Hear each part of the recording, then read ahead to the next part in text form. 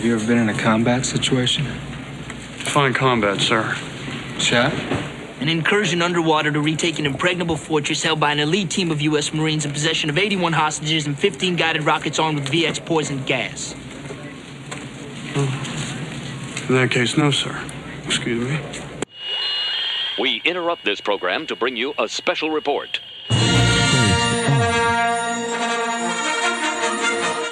The old one is back.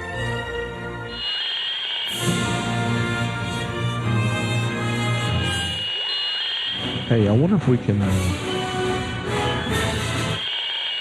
wonder if Shawn didn't mute us.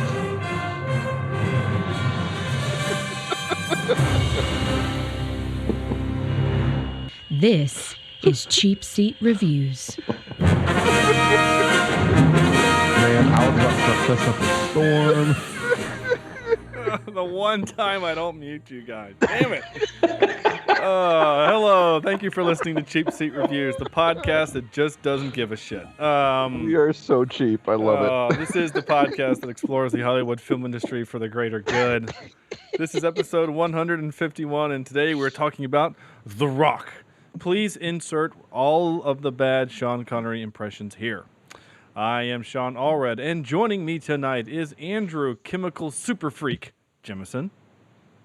Hello. Hello. How are you, sir? I'm great. Now, I know you can do the Irish and the Scottish, and you can probably do a pretty good Connery. But can you do a Nicolas Cage? I know Corny's gonna try. So can you do a Nicolas Cage? If I can not die here. I don't know. I've never done a Nicolas Cage. All right. Well, I'll have to practice it. Yeah, practice it. Turn your mic off and practice it. And then forget to turn it back on. Cornelius, Rocket Man Logan. I'll have you know that my Sean is not that bad. No, it's not. I think you need more shush when he's because he does that, right? When he's you little shh, he always adds sh to everything. You're making fun of my speech, son. There you go. That's pretty good. That's pretty good. Yeah. And Sam, Zeus's butthole, Vector. I'd take pleasure in gutting you, boy. That's the hell you call me? That's the one. Nice. Yeah, that's the one. Actually, line. I did that in the movie too. Really? At that moment. Nice. That was the one clip I didn't pull from this movie. Come on. It's like one of the best. I know. I just didn't think about it, honestly. I pulled all of the other good ones, but not that one. I totally forgot that was in this movie, by the way. Yeah? And I had a good chuckle when I heard it. I was like, oh, now I remember. Yeah. And then he just keeps repeating it. I'll take pleasure in gutting you. You. Boy. What's wrong with these people? You've got a really... That's not too bad of a Nick Cage there, Sean. Thank you. I can do very few of the impersonations, so maybe... Do it in German now. Yeah, he picks it up like it. That's about it. That's just terrifying. Yeah. Yes, I know it is. Oh, dear. So this movie, The Rock, this is great. 1990, 96? I forgot. Is it that old? I can't remember it. Yeah, 96. Oh. Corny and I were freshmen in high school. Sam was already 40, and Andrew was 11. So I was in 6th grade, yes. Yeah, so... Wow. Well, nice. Yep. So yeah, 96, this was great. We've all seen this many times, yes? Yes. Okay. Many is not a word I would use. Oh, a few? Really? Or hundreds? No, I know. I mean, just maybe twice, maybe 2 or 3. Okay. Oh, wow. All right. Well, Okay. Yeah, I figured this would be right up your alley, Corny. yeah, like Explosions and all sorts of stuff. F-bombs. Well, you have to understand that there's an area of movies that I wasn't allowed to watch. Movies with too many people with not a lot of melanin just really didn't happen in my house.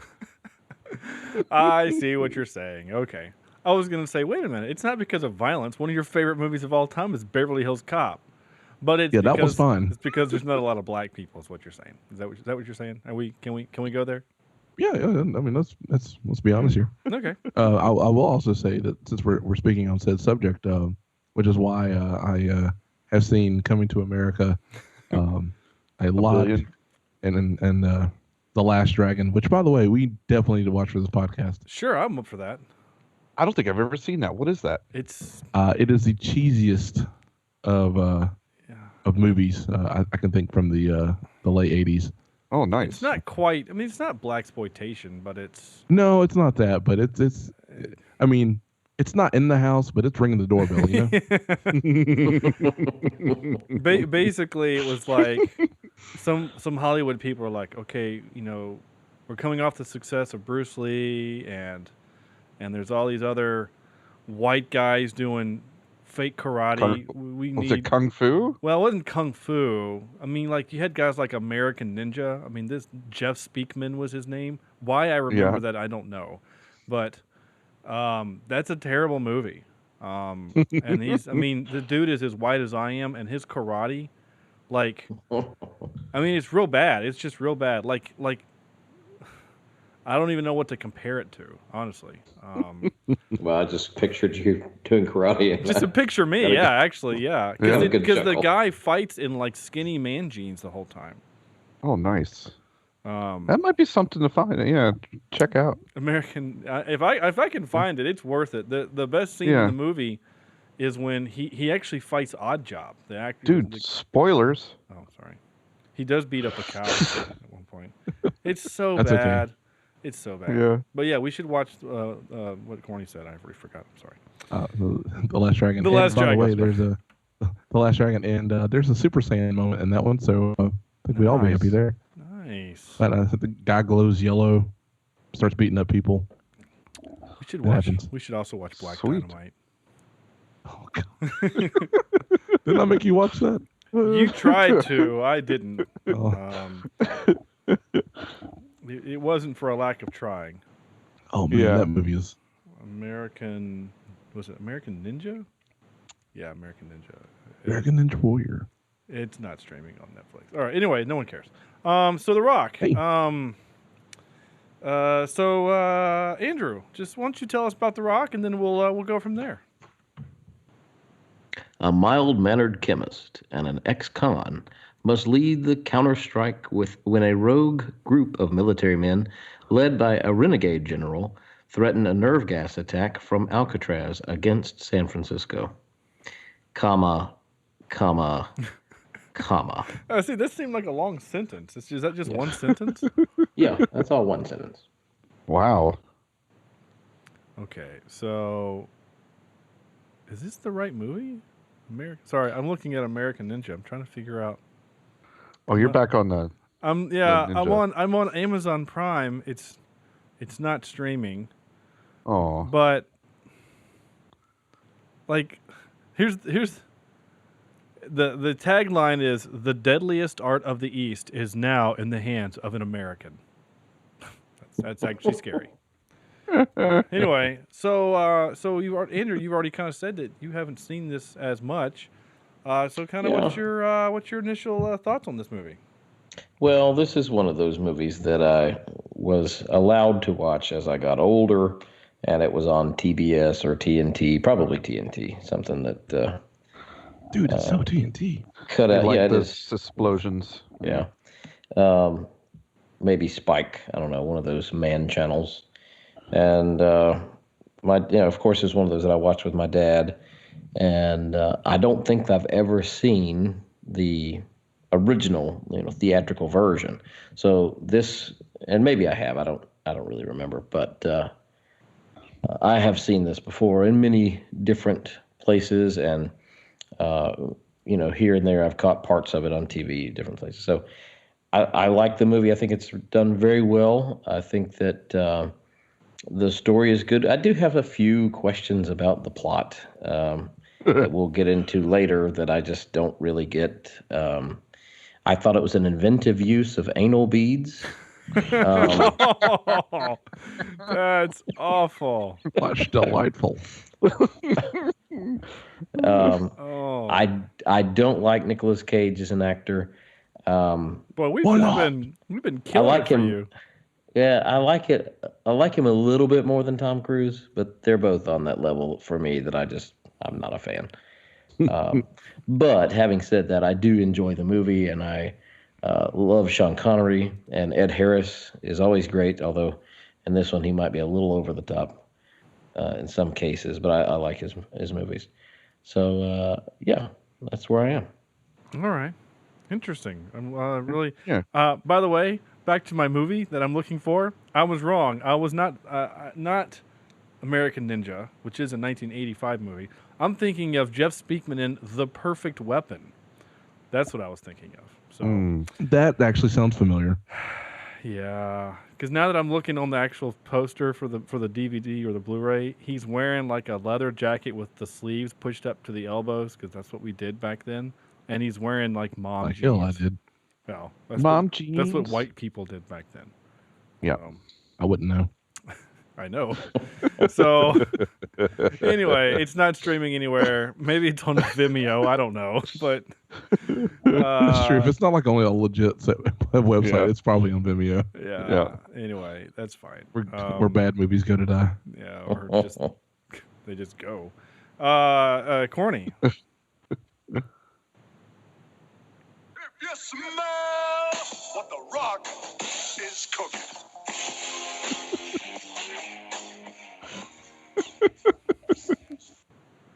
Is that your whole intro? Golly. Oh, The Rock has come back to watch The Rock. okay. Okay, that's it. No, I haven't seen this movie but a couple times, but it's it's weird. It's one of those things that I forget about as a movie, but Sam was right. It is in my wheelhouse. That I've got cheap action, stupid explosions, really Explodium. impossible. Everything is Explodium. made Everything's of exploding. Yeah. Gunfights for no reason, and Nicolas Cage. If he just said "face off" at least twice in this movie, I actually would have been okay. Pull your face off. I could eat but a other than peach that, for no, it's- hours. Sorry. Oh, I'd almost forgotten the whole. sorry. What? Wait, what? You can't hear it, but I clicked. I'm on YouTube. I'm looking for that stupid movie, and who's the guy who works in the kitchen who yells at people? You know what I'm talking about? He has his own TV? Not Guy Fieri. Who's the guy that yells at people? Oh, yeah. Oh, British guy. Hell's Ramsay. Kitchen. Gordon Ramsay. Gordon Ramsay. There you Yeah, go. he was doing something called teaching cooking or something. Anyway, sorry, Corny. I totally interrupted Called you. him yelling. Well, he started yelling at me, and I was like, but you can't hear it, so it kind of freaked me out. Oh You're my sure gosh, corny. the movie is on YouTube. Heck yeah. It's getting added to the list. Sorry, this just made my day. Fair enough. Yeah, all right. I'm sorry, Corny. I totally screwed you over there on that one. I'm No, gonna it's take okay. Interstellar out and replace it with. I'm just teasing Sam. Hey, by the way, I found a way to watch. Really? Yeah, here we go. I just lost everything. Oh no! Scott Pilgrim versus the World for all of us to see. Really? Oh, yeah? Yeah, Yeah. in a legal manner. No, it's very legal. Very legal. Okay. All right, but I'll tell you how. Okay. Um, Much later. Yes. Yeah, later. So anyway, no, but Sam's right. This is in my wheelhouse of movies like that, and it was it's good American cheese all over the place, except with the Scottish With guy, the Scotsman, yeah. the Scotsman who they keep saying is from England, which I get that, but at the same time, he's At least they didn't say he was from Spain. Yeah. Get all that dress I wore on the beach was not that bad. They're very windy. Married to that Mexican. That's Okay. not true. Nope, not true at all. Because they No? weren't even married in the movie. So Sam, you bastard. right. Oh. That wasn't me. Sorry, that was the Shawn. That was actually Shawn, sorry. Actually, I'm actually very curious to hear Andrew's Sean Connery. Mine's okay, but I can't imagine yours is not. Andrew, you gonna Andrew, chime in you there, go or are with you Shawn? just gonna, or are you muted working on your Nicolas Cage? I was actually working on my Nicolas Cage. Yeah. Sure enough, was. Nice. Yeah. All right, we'll be interested to see if that comes up.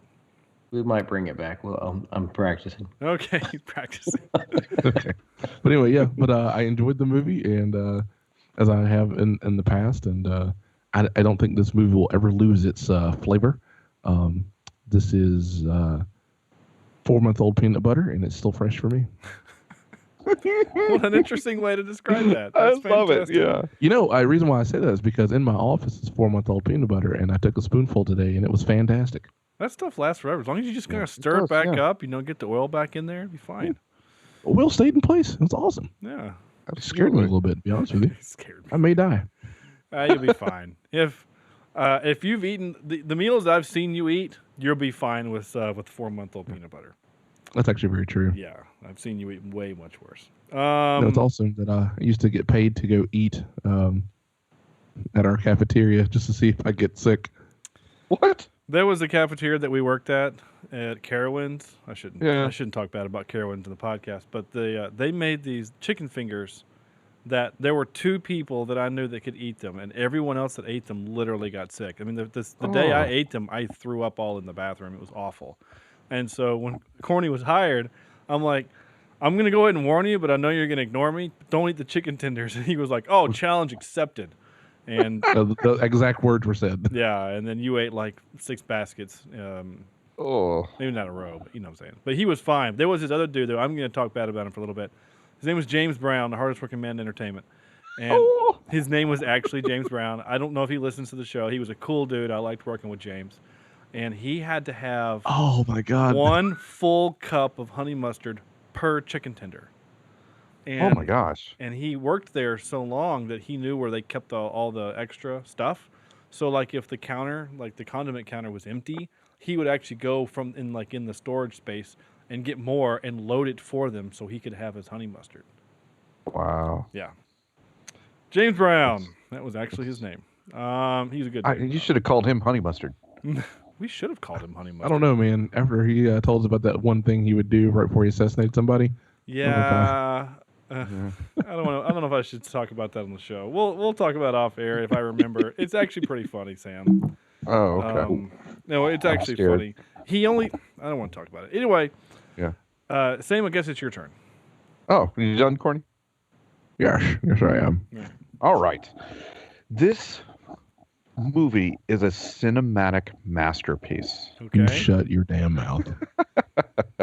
No, this is one of those movies that I saw in high school that stuck with me. I had the poster framed on my wall.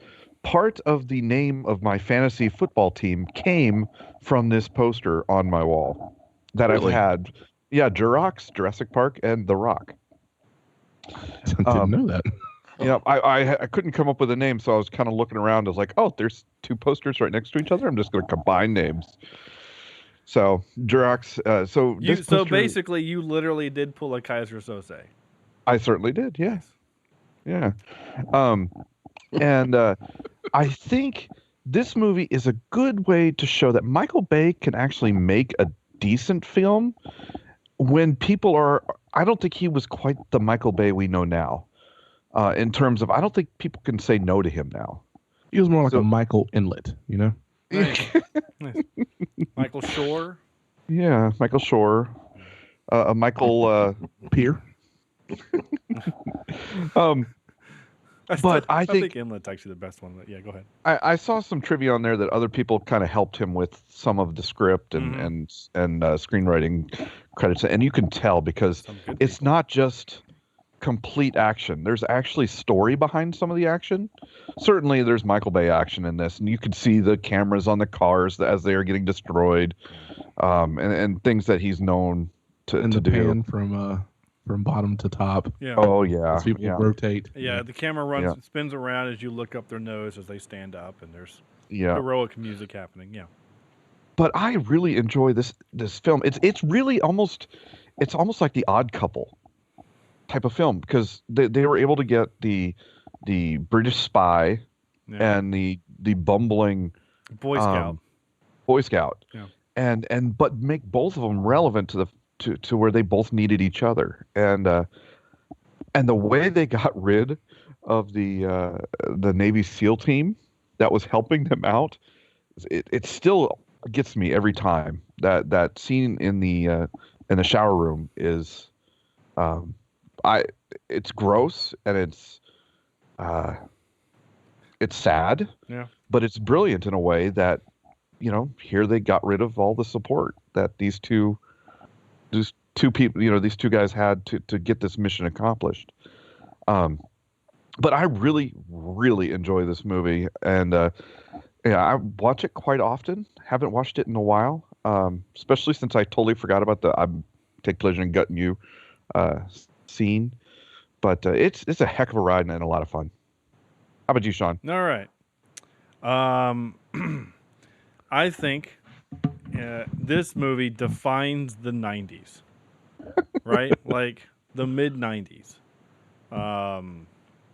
As an action I was going to film, argue with you, and now I believe you. as an action film, this has 90s all over it, right? I mean, you got 90s kind of, not bad tech, just 90s tech. There's a cell phone, but it's gigantic, and it has every trope that an action movie is supposed to have. It goes through paint by colors action film. Okay, we got the hero, and then we've got the guy that he's going to clash with, but ultimately they'll be BFFs by the end. You got to have a car chase. We have to destroy something. And if we're going to have a car chase, we should do it in San Francisco because why not? It's pretty. I mean, don't forget that you got to have the very expensive car. Yeah, and Corny mentioned earlier that, like, I mean, why is the trolley made of explodium? Who knows? So it can also fly. It can fly straight up, with that. It's got like really, a rocket underneath. Yeah, with that really bad CGI'd flames that you didn't see the crane lifting it into the air. Yeah. Ding ding! Here comes The fact that Charlie. that guy lived in that wreck, like he walked out of it. And that guy was great. he was so big. He's like, save yourselves! And he was so funny. So pissed that his trolley was destroyed. I'm gonna kill that mother effer. You ain't gonna be safe. I'm gonna hunt you down. So yeah, no, he was great. So there's so much this movie that's just wonderful and awful at the same time. I haven't seen this in years, and believe it or not, people, you can't cross this off your bingo card. I don't own this one, and Whoa. I'm actually surprised. I mean, I don't think I do. I'm actually surprised. Have we achieved the point where you don't know anymore? Well, maybe. It's not that I own that many. I mean, it's over 100, but I'm surprised though, in terms of DVDs and cheap DVDs, that this would be in a pile somewhere. I could see it being in a pile. This is certainly in the $5 bin at Walmart. Yeah. Right, but the thing is like I don't buy DVDs anymore. So if I didn't own it before, if I'm gonna get it, I'm gonna get it on Blu-ray. I've just stopped doing that altogether. I've been getting digital. Yeah, I really should do that. And I have there's this weird part of my brain that kind of is like, I feel like I'm afraid that if I buy it on digital and something happens to the cloud or my computer, then I won't own it. Yeah. The whole viewing experience has changed and is continuing to change. I know. Because when I used to love watching movies on my, 50, 60 inch, I don't know how big my TV is, flat screen, I now would rather watch them lying in bed with my iPad and my headphones on. Absolutely. You can turn up the music as loud as you want. Yeah. The resolution is still amazing. So yeah, I mean it's not the greatest quality, but it's personal. Even your iPad's going to be pretty good.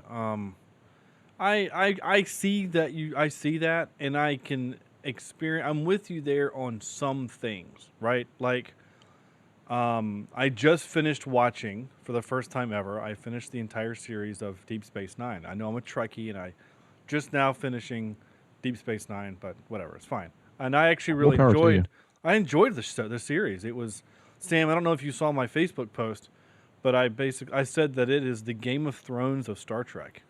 Oh yeah. Because there's people die. A lot of people die. Actually, a lot of not main characters, but like tertiary characters or secondary characters, like people that are on the show more than like even 10 times. I mean, like, Oh, wow. so, and they die, and there's a lot of, we're now aligned with these people. Nope, now we're aligned with these people. And then there's also kind of a weird magical kind of a thing happening also that's kind of off to the side a little bit, kind of like the White Walkers kind of a concept, like there's a little bit of magic happening in the world. Yeah, see, you haven't watched in a while. The White Walkers have gotten pretty big. Well, anyway, my point is that it's that's the closest way I could relate it to 2016, 2017. Yeah. My point is that I'll watch that on my iPad if I had an iPad, in bed or whatever. But this kind of movie, I still want to be on my, my 50-inch flat screen. Though in my current rental unit house here, I don't have my surround sound hooked up. I know. When I watch through the window, the screen is still there, but I just can't hear it like I used to. I know the joke that you've been doing for years now, but here's the funny part is that the only way you could do that is if you're gonna have to climb to the second floor of a tree, and I know your ass ain't climbing no tree 25 feet in the air. Well, that's why he drives anyway. the cherry picker. That's because Corny lifts me up. I lift him up. So he can scare Shawn. Yeah. There's a lot of grunting involved. Yeah, I would bet. Anyway. I have no part of this. Yeah, you shouldn't. Oh, you want this? Yes, every inch. I feel like there's a lot of touching inappropriately that I don't want to see. And then forget the fact, Sam, that you're still in a walking boot. Like, you couldn't have done No, this. I'm out. Oh, okay. I'm out. As of last Friday, I am now only in a brace, and I have not used my walker in almost a week. Your walker. Oh, I wish I'd have known that was a thing. All the old jokes would have been better.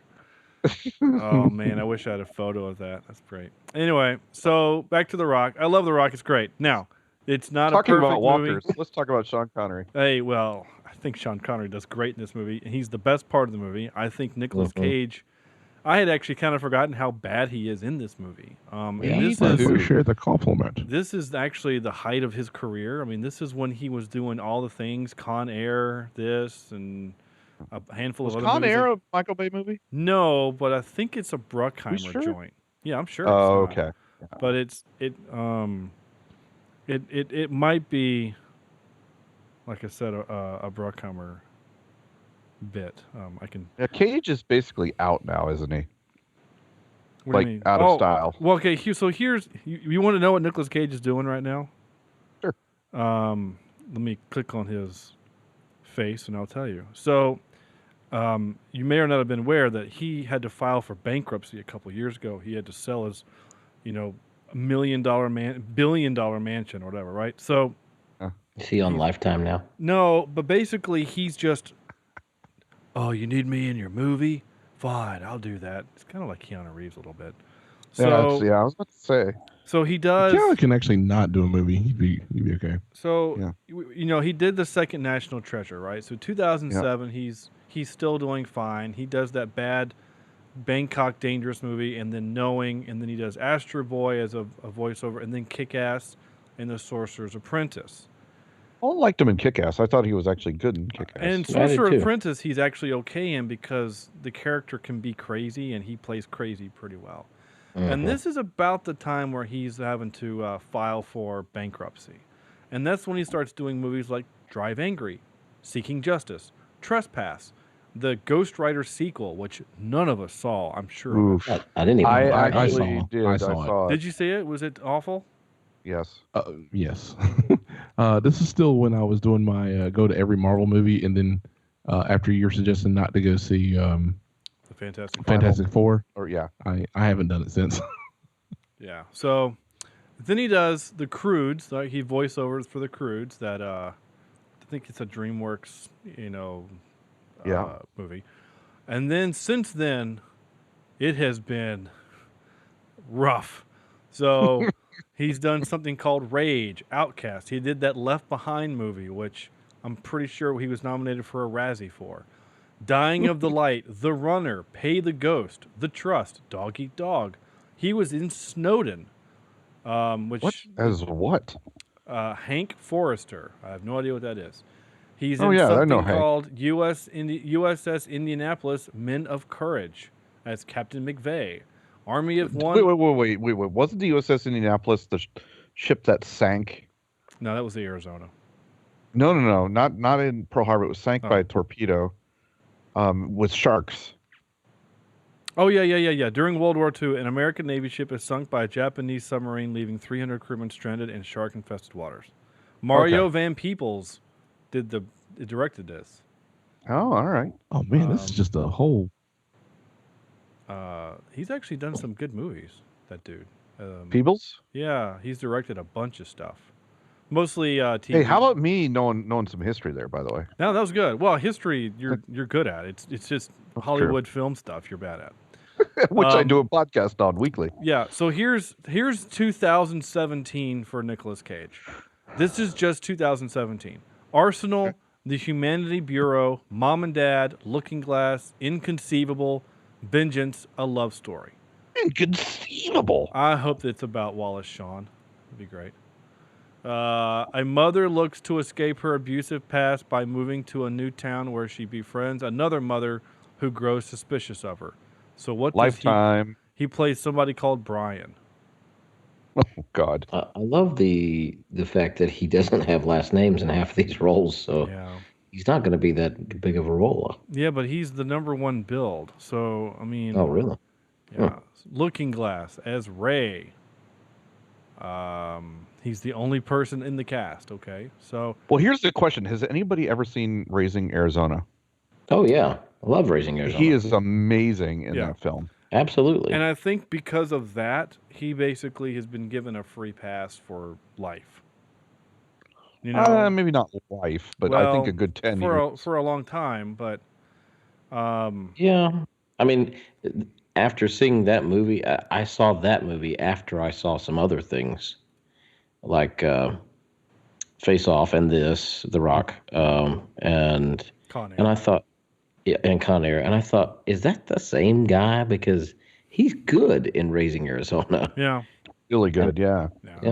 But anyway, we digress, which is what we do on this show. Bingo. I mean, he was nominated for an Oscar for that role. So, I mean, yeah. So the 90s were really interesting for Cage, and that's fine. But this movie, so The Rock, 96 is The Rock. I guess I've done what I have to say. I like the movie, and that's what I'm going to say about it, and we're going to move on. So, you mentioned, Sam, about other writers. Yes. So this movie was assisted by the likes of Jonathan Hensley, who you would know as one of the... he wrote... Yeah, Brian's brother. What? Brian Hensley. Yeah, his brother. Okay, sure, if you say so. He wrote Die Hard with a Vengeance, Jumanji, Armageddon, The Punisher, Next, Welcome to the Jungle. So he's done some stuff. All right, fine. And then it was also written by Tarantino. Quentin Tarantino helped with this, as well as Aaron Sorkin. Oh, Sorkin. Yeah. Sorkin was in on it. Yeah, so... Heck yeah. That makes me think of some of... Shooting Script was Aaron Sorkin. So, I mean, I think that was where, Michael Bay's like, well, I need some help, yeah, Bad Boys was a good movie, but, I still need some help. I haven't started ruining people's childhoods with these Transformers movies yet. So, let's get some help here. Because, honestly, Bad Boys was his first movie, and then this movie. So he wasn't a thing yet. And then Armageddon came out. And then I think Armageddon kind of changed how people looked at him. Mm-hmm. So I want to have the conversation. Which would you rather watch, Armageddon or The Rock? Which is a better movie? The Rock. The Rock. The Rock all the way. I'm just kidding. The Rock. Really? Yeah. That's interesting. Absolutely. No, I definitely don't want to see Armageddon. I don't want to see anybody play with animal crackers. Animal crackers. In the belly, but that's so funny how everybody goes to that. That's What great. a waste. What a waste. Miners. They sent miners to space. I forgot the. So hold on, Sam. Hold on. This is an interesting thing. So what you're saying is the premise of the movie doesn't make sense, therefore it ruined the movie for you. Yeah. Okay. Let's remember that in a couple of weeks when we talk about Interstellar. Just keep that But in mind. Interstellar is smart. No. Yeah. Yep. Nope. They did science right, but that doesn't make the movie smart. It's going to be smart. Just wait. I'm going to blow your mind. No, you're not. I'm going to teach you. You are going to be a learned person after that. What? It's still not a good movie. They did the science right in the movie. Damn it! I don't want to talk about that movie now. I want to talk about this movie. So it's interesting that you said that. So I'm going to be sick that week, by the way. You're going to be sick? I mean, that's fine. Then I'm going to say whatever I want to say about that movie, and there's nothing you can do about it. I think that would actually I think you would actually like crawl out of your deathbed just so you can defend the movie. And the funny thing is, it's not like my favorite movie. It's just, I know you just like to defend it too. Yeah, you feel honor bound for whatever. I feel obligated. Reason. Yeah. It's gotten that far now. It's like I will risk my life. It's like Alan in Batman versus Superman. I called him out a few weeks ago for that bad movie, and he actually sent me a text and was like, Let's do it again. Like, no, that's okay. I appreciate it though. As much as the show needs your money, I appreciate it. No thanks, Alan. But that would be fun. But no. Don't worry, Alan. There's a whole series of DC movies coming out. We'll have a chance. No, you won't. Yes. They're all going to be bad. Yeah. I don't know. I have no idea. Well, Affleck is or Damon. What is his name? Affleck. Ben Affleck. You're right. Affleck. Yeah. Affleck's not going to be directing Batman now. Yeah, they've pulled. He's been pulled from that. So that's interesting. So they're talking about who's gonna. There was something like who wants to direct it or whatever. I think they should bring Danny Elfman back to direct it. That's just like people immediately touch their nose. You think so? Like, oh, I don't want to be the last person in the room to touch his nose. Is like, oh crap! They should go something like crazy, like. I mean, Abrams. I know, like, yeah, I was actually gonna say J.J. Abrams, even though he's come out and said he wants to do his own stuff. He doesn't want to do any more remakes, though. He'll executive produce the 4th Star Trek film, but. No, you know who needs to do it? Who? Your boy. My boy? Who's my boy? Joss. Declan? Joss Whedon? I think Joss is probably done with the comic book stuff. I think he's probably he's good to go on that. Anyway, so this movie, right? So yeah, it's interesting that you guys say that. So there's another show that I listen to, another podcast I listen to, and two of the guys on that show made a vehement argument that they think that Armageddon is a better movie, and that most people would agree with them that Armageddon is a better movie. And his argument is the fact that most people their age, and we are close to their age, we're a little younger than them, that we all saw The Rock first and think it's a better movie because we saw it first.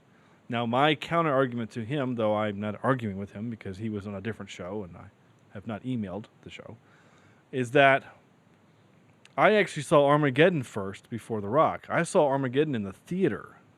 Oh, wow. I did not see this movie until later. I mean, it would have been probably around the same time, 98-ish. I somehow missed this. For some reason, I actually was more into Con Air than The Rock. I don't know why. Oh, I did not like Con Air. I think it's just because we owned Con Air on VHS at the time, and I watched that movie a bunch. I don't know why. I don't know. Con Air is weird, and it's got Cusack in it, and whatever. It's fine. It's a fine movie, but... Not the movie with the wind-sweeping hair of Nicolas Cage as he... Yeah, put the bunny back in the box. Yeah, with his really bad Southern accent. It's awful. Uh-huh. That's the only thing about that movie I liked, was just watching his hair be blown. Sure. Well, you know, it is nice hair. Yeah. And he's in a wife beater the whole time. It's weird. It's a weird movie. Yeah. It was contractual obligations. Yeah. It's kind of like Tom Cruise has to run. Yeah. You know? Nicolas Cage has to suck. So who was on set that said, "Hey, Cage, all right, we want you to end every sentence with you yelling because we think that's a good idea"? Or do you think he said it? He's like, "Hey, Michael, what if I end every sentence with a yell. That's actually a really good one. Yeah, that's good. I think you've got it. Yeah. You've been hired. That's a sad thing, but Yeah. um, I think he thought that was a character choice. yeah, I think so. Yeah.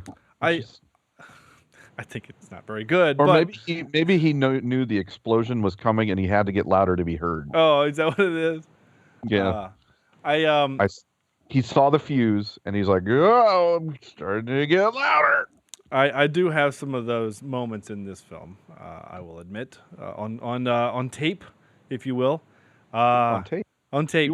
All the videotapes. All the videotapes. Well, this movie had tapes. Did you see those reel-to-reel tape things in the command center? I'm not sure what they were for. So for looks. Yeah. So there was that moment where we all have done this. Like Sam, you talked about it not last week, but the week before with Mission Impossible 3, where you're like, it took me out of the movie when the rocket hit behind him, but he blew to the left. Yeah. That moment took me out of the movie in this movie, where it's like, wait a minute, we have pretty good. I mean, not high definition, that didn't exist in '96, but we're talking about real good quality body cams on these guys from, many. I mean, at least several miles away, right? And they are transmitting clear audio, video, right? But it was green. Well, it's green, night vision, fine. But clear audio, video with very little bit of interference. Yet, for some reason, there's a TAC reel-to-reel recorder in there recording something. I just think Michael Bay or somebody, some production guy was like, hey, these things are big and they move, so it'll be pretty. Let's just say this. My college, we're a community college. We don't have the biggest tech budget, right? But we recently got some pretty cool projectors that project on the wall and you can use your hand as a mouse, right? So it's like, it makes it a big giant tablet type of thing. Yeah, I'm with you. Well, I tried teaching that first week back, standing up at the whiteboard, writing my notes on the board, and quickly realized that a broken ankle isn't fun to teach on. So I went to the supply closet and got the old school projector out. And I am now sitting at a projector with the vis-a-vis markers. You're talking about an overhead projector. Yes, overhead projector. Oh, wow. Teaching my classes. See, people like you make me sick. Just going to say it. Old tech can work. Okay. All right. I feel like I have to defend myself for some reason. Okay. First of all, that old tech is awful, and the fact that they still had them in your building makes me sad for you and whoever's in charge of that department. Because when I was in charge of that department in my 2 universities, I threw all of them away because there's no excuse for that.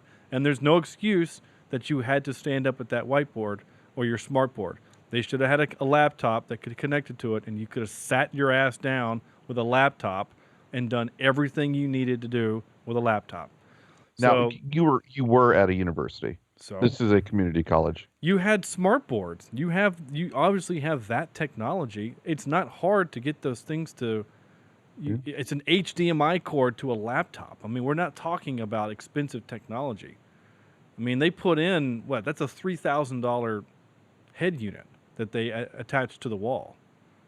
Somebody's got money at that university. So all you need is your laptop and an HDMI cord, and you're connected. What would I write on? Your computer. Type. Why would I know. I don't type. You got to have that handwriting up there. Anyway, so this is a personal preference. So as a tech guy, I just do you die a little inside? It makes you weep a little bit because somebody had a lot of stuff to do and went in and set that stuff up. Yep. And that crap happens at our college too. So here's what happens. You're putting people out of a job. You're un-American, Sam. You're putting American people out of a job. You're just being annoying. I mean, it's fine. But the best part is that Sam's going to do that to the room and inevitably disconnect something that he needs that the next person who will use that board will. And so that guy's going to get a call. Oh, Sam, did you do it? Yeah. Well, it is my room, believe it or not. Oh, okay. It's like your room. Okay, that's fine. So you can you can pee on it if you want. It's fine. Exactly. So here's my other thing. With that having been said, with the old tech, Okay. My father still has his Mitsubishi turntable. I have Nice. bought him. Does he have a microphone?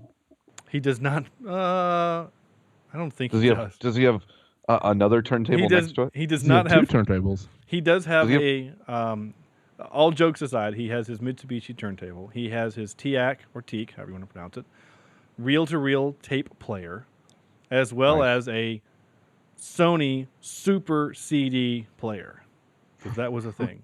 Because CDs are 16-bit, and Super CD came out with a 32-bit player. So I have bought him, as of Christmas, a record. I bought him the complete album for The Force Awakens on record. And he and I sat up there for about 30 minutes during Christmas break and listened to The Force Awakens. And it's wonderful. I listened to the Star Trek Into Darkness soundtrack with him on record, and it's wonderful. And I've listened to other records. So I understand that the old mediums sometimes are fine. And in fact, I'll even do this. Thank you, Phil. What's that? Where'd you get it sent here? Carla wouldn't approve. She thinks it's dumb to spend $600 on an LP. Carla's right. Why don't you just spend $13 on a CD, man? First of all, it's because I'm a Beatlemaniac. And second, these sound better. Okay, first of all, that other dude was channeling his inner Philip Seymour Hoffman from Mission Impossible 3. And second, I agree. I think LPs are wonderful, and I love that technology. So I'm a hypocrite, and that's fine. Yes. Do they sound better, or is it just nostalgic? Okay, so now we're going to get into a little bit of actual tech talk, and I apologize. So whenever you have music that you download, or even on a CD, because audio is large, right? There's a lot of data. Hold on. Let me get my pillow for a second. No, that's fine. Andrew asked the question. I'm explaining the answer. The answer is that there's the audio files are large. So in order to put them on your phone or on a CD, you have to compress them. You have to take out a lot of the highs and a lot of the lows, and it gets squished down a little bit. Records, there's no data, right? It's just imprinted into the record. So you can get all of the sounds that the instruments in the room produced. So the argument is that they sound better. Now, if you play a record 700 times and the grooves start to wear out and you're going to get a lot of pop, scratches, and hiss, then obviously, whereas on your phone you can play the same song 600 times and all you get is annoyed because you played a song 600 times. So that is my scientific version of that, and that's all I'm going to do because I know I have completely lost the audience. So anyway, I know, I'm sorry. What? Damn. Okay. What time is it? Hold on. Thank you for humoring me. No, you know what that was? Yeah. That is one big pile of shit. There you go. So hopefully I Listen, brought chest and all. Hopefully everybody's come back. Yes. So little things in the movie itself. We always do this, right? We talk about the funny things in the movie. Like, I don't know. They're using non-lethal weapons, yet they're shooting these guys with beanbags and they're falling out of a 30-foot guard tower. Like, I thought that too. And like they did like the up close him smacking into the concrete as he hit the floor. And that was one of the plot issues that I had problems with. Yeah. Let's go there, Andrew. Let's actually go there now because I want to. Okay. Can I start? Please. No, I want. This is your floor. Okay. I just had some problems with this movie. Number one, I know people go crazy and go rogue, but really, I mean, is this not over the top just a little bit to get chemical weapons, and you're going to justify giving recognition to troops, right, and rightly so, but yet you're going to want that by killing millions? To me, that doesn't make a lot of sense. Hey man, you got to break some eggs to make an omelet. Some of the other things I had problems with, the missiles themselves, aside from the fact there were anal beads inside. Every time he's taking one apart, he's going in and finding the guidance chip. Would that chip not be in the missile itself, not the container or the canister with the beads? Like, what kind of sense does that make? Maybe the design of sorry, and the only reason why I bring this up is because I have taken apart many a thing at work and then looked at it and been like, why the hell did they do this? It could be that on the inside of the rocket itself, that chip has to connect. I don't know. It could. I mean, sorry, that was my thought too, and I thought, well, there could be a reason why. Here's the only reason, Andrew. This is legit the only reason. They needed to create a little sense of peril because you have to remove the glass balls of death. That's the only reason. I mean, seriously. You know, what you're saying is accurate. They should have just opened a little access door on the nose of the missile and pulled out the chip. But that doesn't create any sense of danger, and it doesn't allow him to stick that other ball in the guy's mouth and punch it and he die. Okay. All right. So now I have two more. Okay. All right. Oh, wow. We have, let's see, where was I going? Oh, shit. I forgot one. Okay, I'll go to my last one. Okay. And I'll come back to this. All right, so the way that they get into Alcatraz when they sneak in, Connery is going under this little obstacle course of fire and swinging pendulums and all this stuff. Before you go, Andrew, just hang in there. I referred to that as why. I literally wrote, why in the blue hell is there a Galaxy Quest chomping plate bit?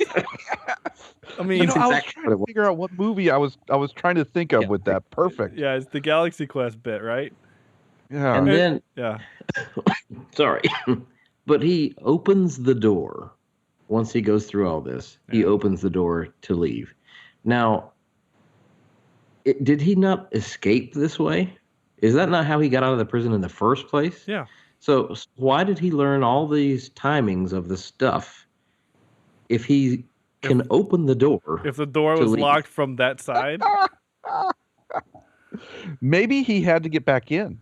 No, I think simply maybe we're supposed to believe that the door locks from both sides. I don't know. Look, I do what I had to do. I never thought about that though, Andrew. That's actually great. I've not thought about that one.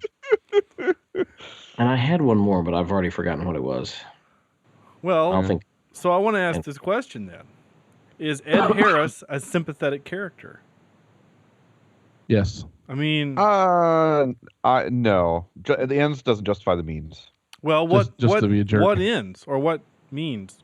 I mean, seriously. He wanted to get recognition of money of soldiers and money. Mm-hmm. So he's blackmailing the government into doing so by I saying call it mailing. He's going to kill Thank you. Millions of people. He threatens to kill millions of people.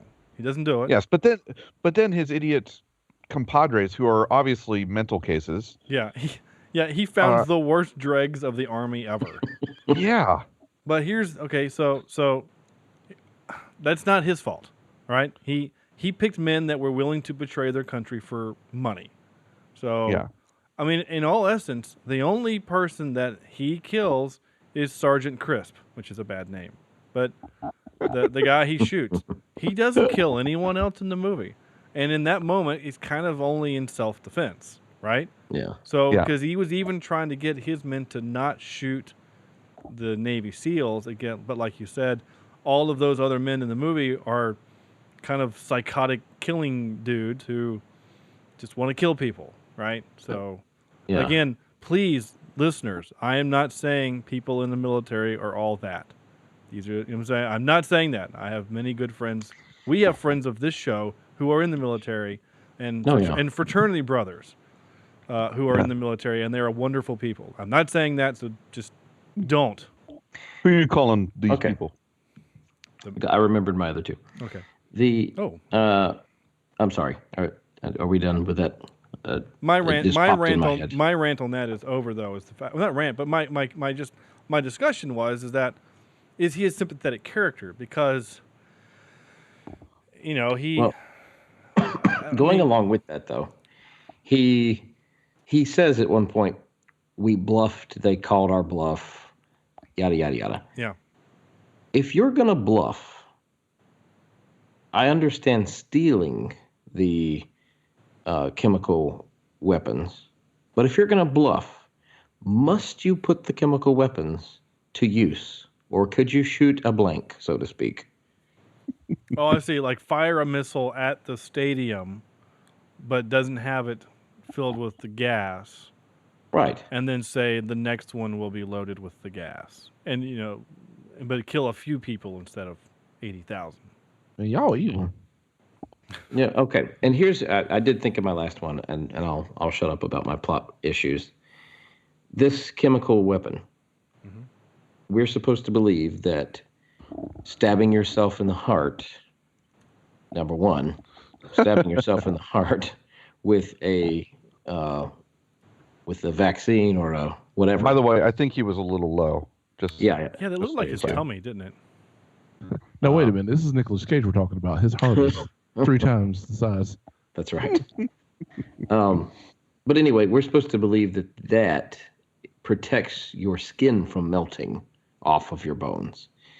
Like, after you've been exposed to it, you stab yourself in the heart, and you're fine. You're supposed to not have your flesh melted off your bones. To me, there's a lot. I mean, I do enjoy the movie for an action flick for what it is, but I just have problems with it. See, and it's those are the things I didn't notice because I was in my sweet 90s explosion movies. Explosions. And had it not been for this podcast, I probably would have watched it and not thought anything about those things. But since this has ruined me for life, and I'll never be able to enjoy another movie in my life, I just started looking at these things as I was watching, and I thought, but don't think you're crazy, because I thought the same thing when he shoved it in his mouth and then broke it. His flesh had to be close enough to that crap to basically start melting. So I'm doing some research on it now. Forgive me, it's Wikipedia, so take it for that. But VX gas is a real thing. It is real. And though according to this, it's amber in color, not green, but whatever. Green looks deadlier, I guess, or maybe it photos better on film. I don't know. But it is a real thing, and it's considered a weapon of mass destruction. So there you go. But under treatment, it says primary consideration should be given to the removal of the liquid agent from the skin before removal of the individual to an uncontaminated area. Basically, you can just wash it off with water. Wash it off. Right? Clean water. After decontamination, the contaminating clothing is removed and skin contamination washed away. If possible, decontamination is complete before blah, blah, blah. Then once you've done that, you have to take the antidote. There is an antidote of atropine. Atropine. Thank you. Atropine. Yeah, atropine or pralidomyxam. Shit. Pralidoxome. Prilosec, OTC. And I had to research a little bit on that. And diazepam. I broke a little capsule trying to, set up some stuff. Yeah, but, so you can do, and there's an auto injector that the military offers, and it basically works by binding and blocking the whatever receptors, blah blah, so that the buildup, blah blah blah. So I'm actually gonna say I'm good with it. Maybe I'll allow it.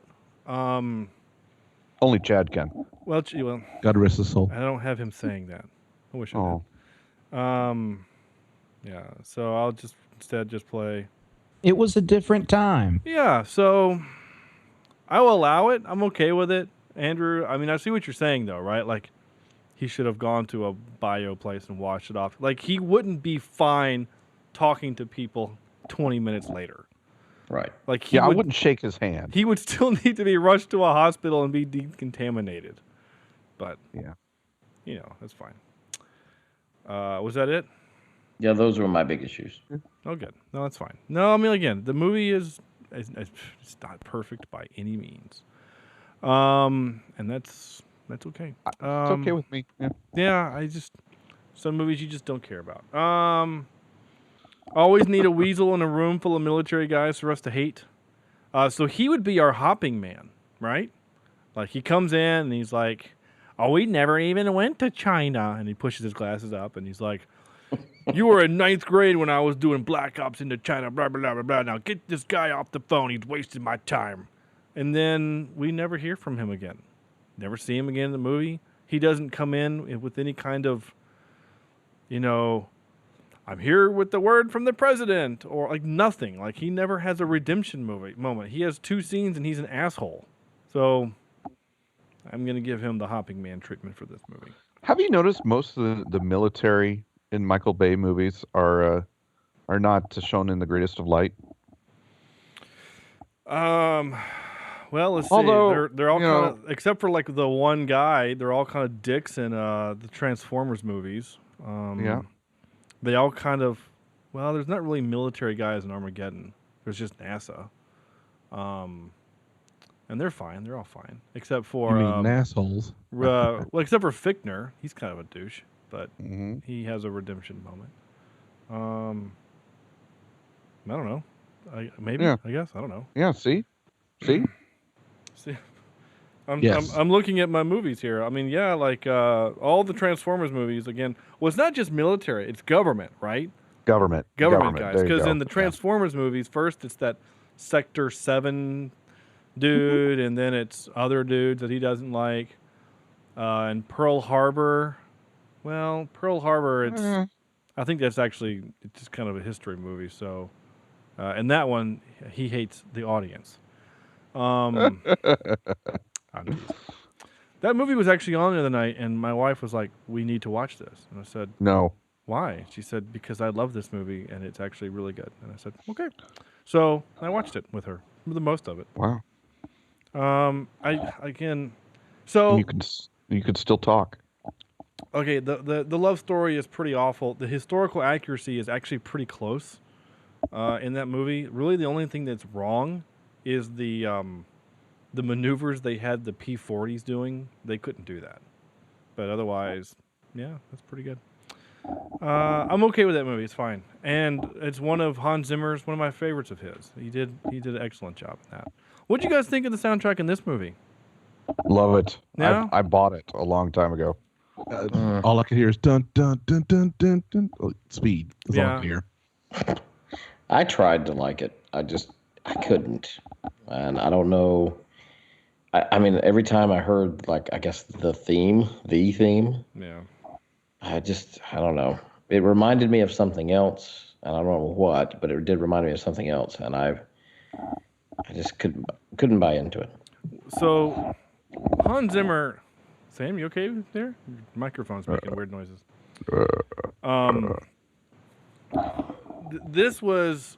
Hans Zimmer basically kind of burst onto the scene with Crimson Tide, which was wonderful, and I think he won an Oscar for it. And that one's great. I love that one. Yeah, and it's a beautiful film, and it's a little bit different because there's like sweeping, beautiful, and then there's the energetic, whatever, right? There's only like 6 tracks on that entire soundtrack. Yeah. And all of them are great, though. Yeah. Oh, yeah. And then you get like this movie. I mean, basically, it's until you get to. I gotta find him because I don't want to treat him badly, but because they all kind of sound the same until Hans. There you are. Hans. Music department. No, where are you? Jeez, he's done a lot. Composer. He's done 179 films. Jeez. The story, what nature to become a world part of Twister. He did Twister, fine. Days of Thunder, which we knew, but like honestly, this sounded like Days of Thunder. You know what I'm saying? Like Days of Thunder, Backdraft. Well, definitely not Cool Runnings. That's definitely very different. He did do He did do the Lion King before Crimson Tide, but the Lion King is mostly known for. Yeah, it's the Elton John stuff. And then Crimson Tide comes along, and then he does movies like Broken Arrow and The Rock and The Peacemaker, and then Gladiator comes along. Oh. And Gladiator is wonderful, but Gladiator is, then Pearl Harbor comes along, and it's a complete ripoff of Gladiator. So, But like, I don't know. It's too 90s. You got like, there's like electric guitar happening, and I don't know. Ooh, I don't know. It's a strange thing for me. I don't know. Anyway, it's fine. I mean, I was gonna actually pull up a little bit of it here and play a little something for you, but a little something. little something here. But I mean, it's Hans Zimmer, but it's, I don't know. It's, you know, Serviceable. yeah. I mean, it's fine. It didn't bother me, but it just reminded me of other things, like what Andrew said. You know, it actually made me think of Speed. Whoever said Speed. I did.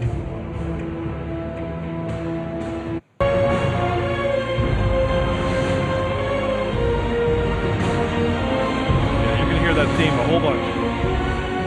You know, you get the drums in the background, you get the military thing. There's your electric guitar.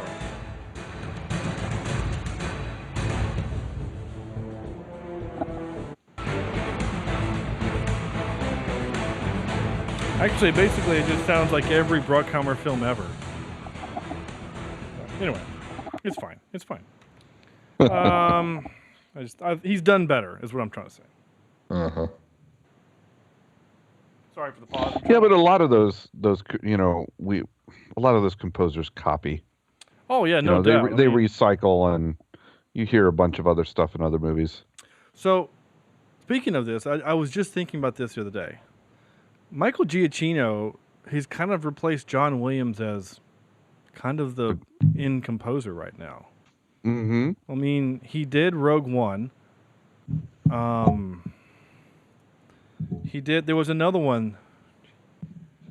How do you spell his name? Oh Lord. GIA.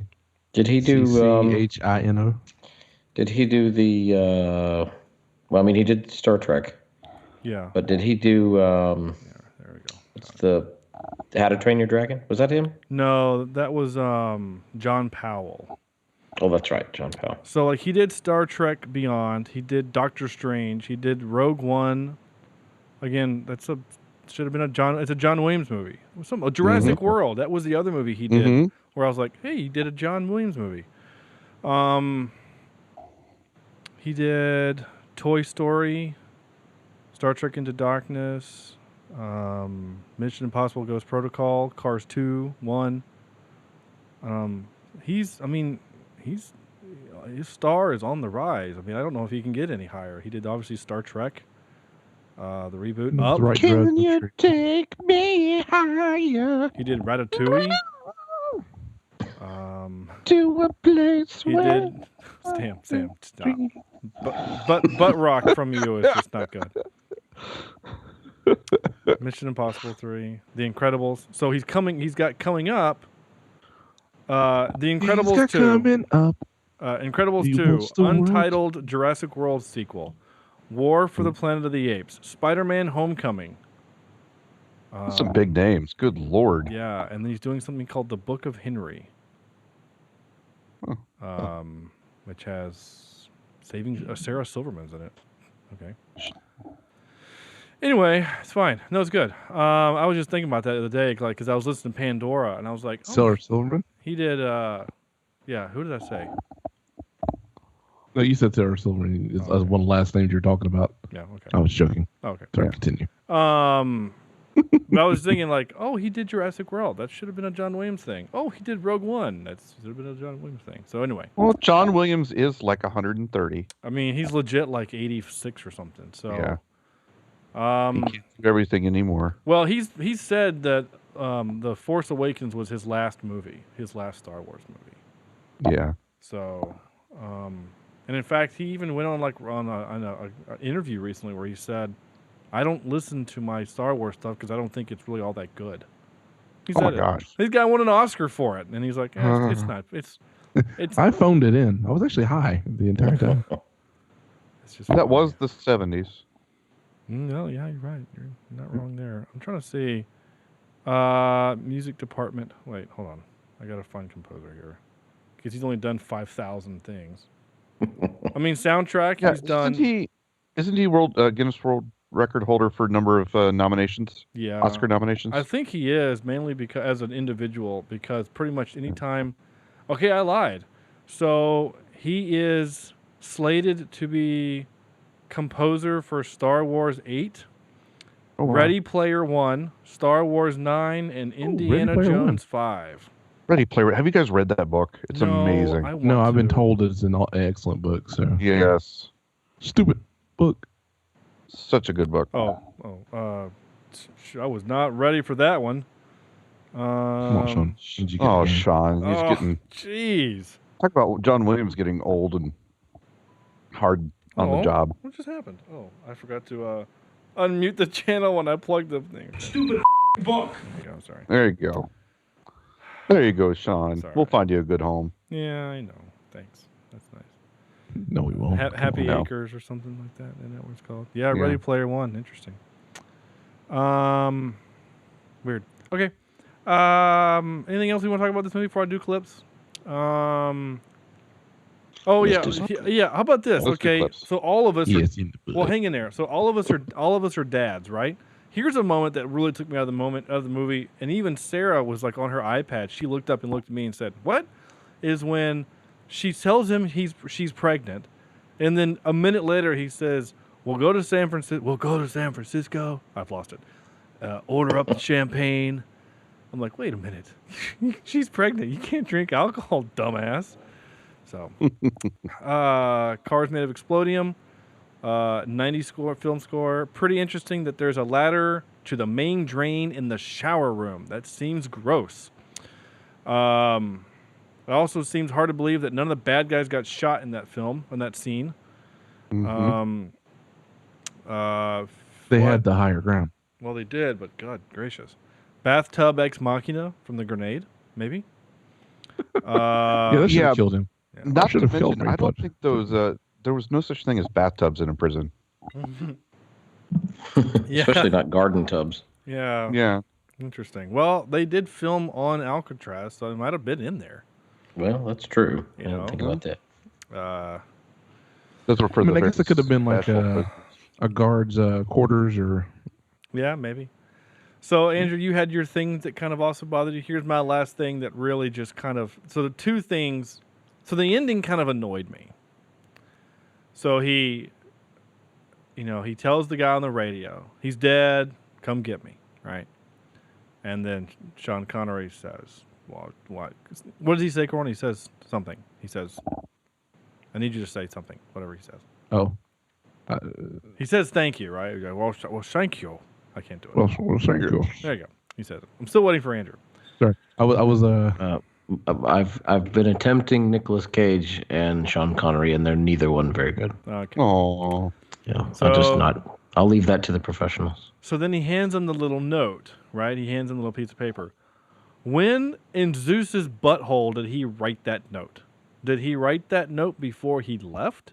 Just in case Goodspeed turned out to be a good dude? Like he's taking a gigantic risk, because what if he died on the island? Then they would know where the thing was.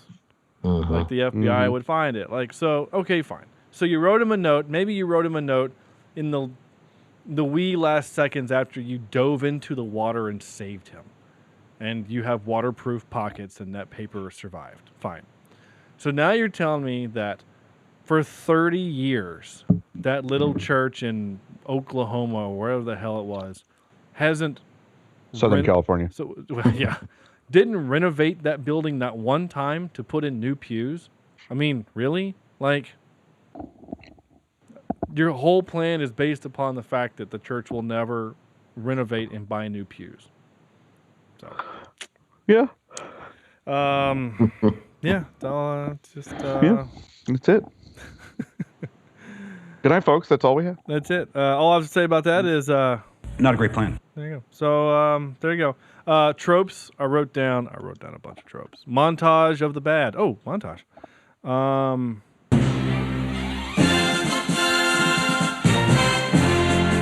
So montage / newsreel to show the state of mind of the bad guy. Okay, and then we have a montage of the action of getting the things ready on the island. So that gets another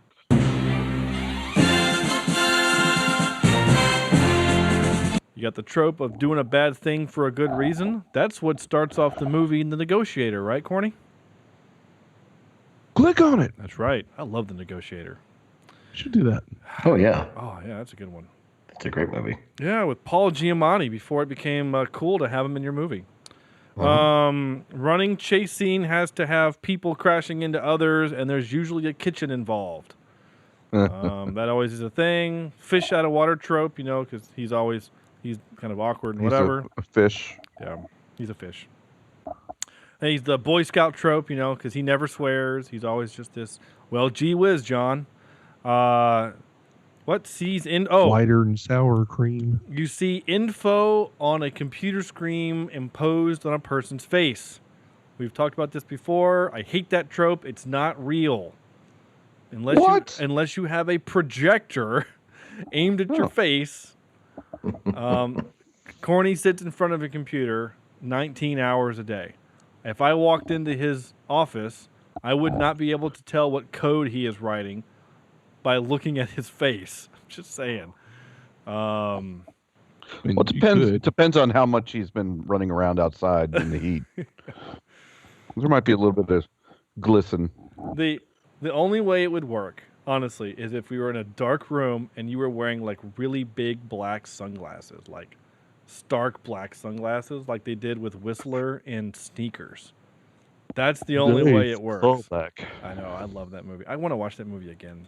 I don't know why. I just do. And presidential speech. You got to have a nice little presidential speech. Which, by the way, same president as is the same. It's the same president from Armageddon. So. A lot of crap is happening to universe. Oh. But not as much crap as Trump. What did you say, Corny? Nothing. No. Combined universe. Oh, combined universe. Okay, are you ready for this? Because somebody mentioned this a while ago, and I've actually been kind of excited to talk about it on this show since we decided we were going to do this movie a while ago. There's a kind of a theory, and I 100% am going to say I believe this theory, and I think it makes the movie better if this theory is real. Okay. That John Mason is in fact James Bond. Yes, that'd be awesome. He is James Bond. He was trained by British intelligence, which both Bond was, and he said he was in this movie. And he was sent to America to retrieve a thing, right? That film, right? Because they had dirt on England as well, and England wanted it back. So, but they caught him, and he's been imprisoned. And that's why they stopped making Sean Connery Bond films, is because he's been in prison for 30 years. And so that precludes the theory that because someone else told me, I think, on this show, that every time there's a new Bond, the character James Bond is not his actual name. It's just a mantle that you take up when you become a 007. And so that every iteration of James Bond is a new actor because it's a new version of James Bond. So does that help make the movie better for anyone? Because I kind of like that a lot, personally. Yeah, I like that. I'll allow it. Okay, good. I really wish I had Chad saying that. Maybe I can resurrect him to record that for me. We just go back 100 episodes and you can grab it. It's got to be there somewhere. There is. I just don't want to go back 100 episodes. Because I would have to do that. And not only would I have to go back, but then I'd have to listen to the episode to find it. And oh God, who'd want to listen to us? I frankly don't. And I'll be honest. I occasionally will listen to a show like once every 20 shows. I'll listen to some of it just to, one, make sure the audio sounds fine, and B, to make sure I don't say anything that's dumb or weird or whatever. I don't like listening to myself talk. It's weird. So people that listen to the show, bless you. That's all I have to say. All right, we ready for trivia? No, we're ready for clips. I haven't played my clips yet. Damn, son. All right, here we go. I already played the first one about the sound better. Clip number 2. Oops. Clip number 2. Let's see, we have some dirty magazines. Stone Age cave girls in the raw. Kinky.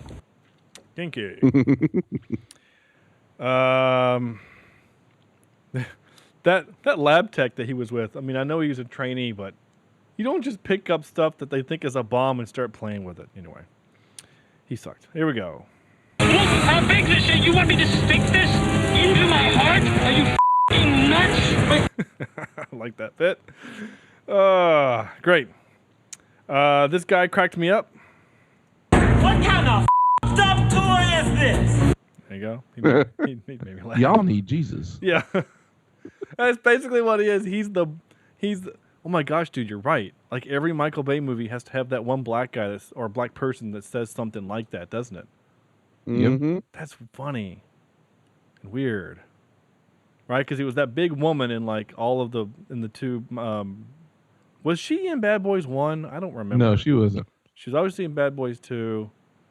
She might have been. I actually think that woman might be like related to Will Smith because she came back in iRobot.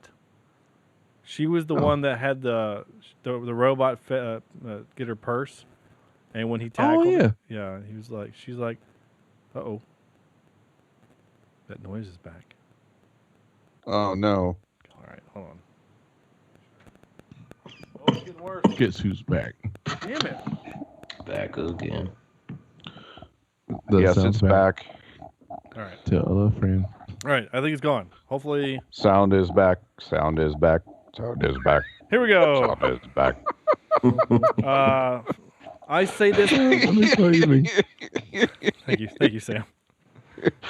It wasn't just me. No, I know. Group effort. It was a group. I say this before every podcast. We have achieved our position through poise, precision, and audacity. To this, we must now add resolve. That's right. Actually, I don't use drink. I actually don't use Audacity. I use GarageBand. Sorry. Uh-huh. Bad joke. Then he yells at us. And then I get mad because there's weird noises coming through the system. There's ghosts in the machines. There we go. Something about a hero. 3 tours in Vietnam, Panama, Grenada, Desert Storm, 3 Purple Hearts, 2 Silver Stars, and the Congressional Medal And a of partridge Jesus. in a pear tree. This man is a hero. Oh, it's funny you said that, Corny. Doesn't it feel like someone should have said that? Like, when you're doing that, I feel like someone should have. Another thing is, like, in movies, doesn't it seem like every war person gets the Congressional Medal of Honor? Like, oh, yeah. Everyone gets one. You know, it's like... Yeah, I want to see, like, Employee of the Week. This soldier got Employee of the Week back in April of 15. Employee of the Week as a soldier. I love that idea. He gets the park up front near the base. Yeah. He got a cake. That's great. Yeah. His name is engraved in a little brass plaque. Yeah. Not even charts every week. It's not even brass. It's like a dry erase board. Yeah, but I also want to get the Congressional Medal of Jesus. I want that one a lot. Okay, here we go.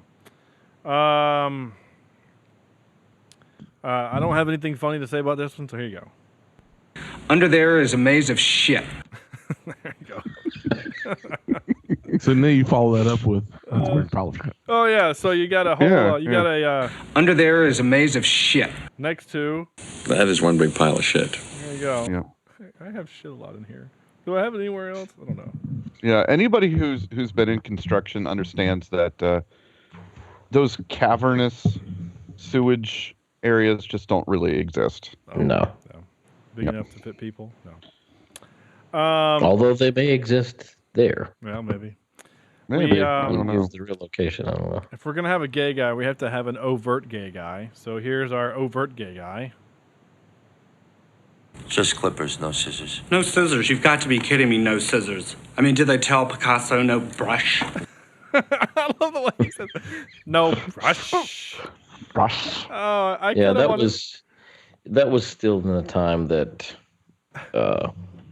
homosexuals in movies were more of a punchline than actual. Yeah. Mm-hmm. No, you're not wrong. Yeah. That's funny. Just clippers, no scissors. No scissors. You've got to be kidding me, no scissors. I mean, did they tell Picasso no brush? Oh, that's great. I like that bit a lot. I can't cut off anybody's balls with a pair of clippers now. Here's Cage yelling. What do you say we cut the chit-chat? A-hole! Funny, that's how you end your phone calls with me, Shawn. Yeah. Oh my gosh. I got to do that from now on.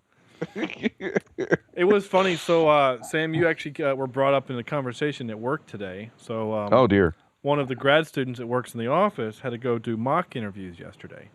Okay. And I said, how did they go? And she says, they did fine, but I hate it when people ask those questions like, how would you describe yourself? Or if you were writing a play about yourself, what would it be about? And I said, did they ask you that? And she said, the only question that they did that really was like that was, how would your friends describe me? And I said, well, if you asked my friend Sam, you would say jerk, because that's literally how he answers the phone. And she gave me a look, and if I call Sam, he answers, hey, jerk, and I say, sup, old man. That's our thing. That's how it's done. And she said, you should. Y'all mean. Yeah. It's just the way. Well, you used to refer to Gattoni as, wasn't it? You just called him a-hole, right? You guys called each other a-holes, right? I can't remember. I think so. Oh, yeah. Maybe it was bitch. I don't remember. Anyway. I think it was bitch. Yeah. It's a term of endearment, Yeah. Or something. Absolutely. Like that. I don't know. Yeah, so there you go. What do you say we cut the chit chat? A-hole! Yeah, from now on, that's how I hang up with you, Sam. I had to get this line because, well, I had to. You sure you're ready for this?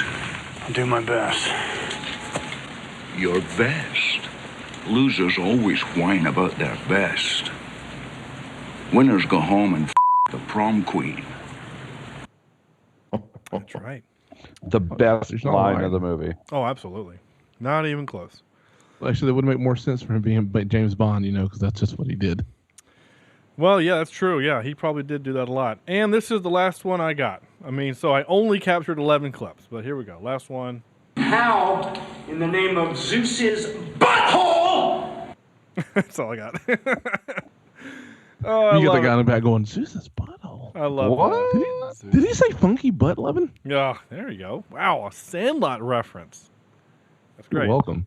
Thank you, sir. Here we go. And now for some more bad news. Ready? Okay. Act trivia. Sean Connery insisted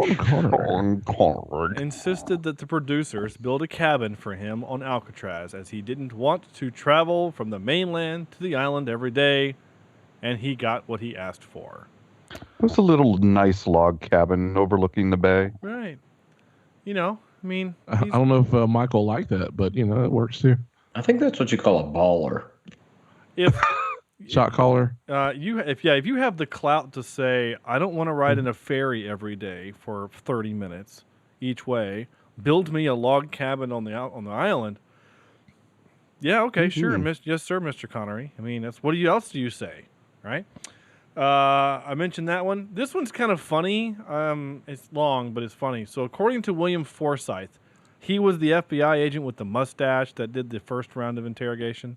Mm-hmm.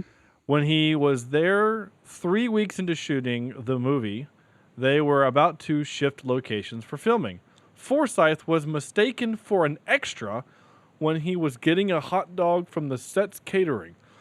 Forsythe said the employee told him that extras were not allowed food from craft services, and she summoned security, who subsequently said that he was part of the main cast. Ooh. What is that? What? You guys hearing that? Oh my gosh, that stupid sound is back. This is really starting to piss me off. As funny as that is, Sam, it actually helps me because then I can see the signal, like how it is large, so I know where to kill the audio.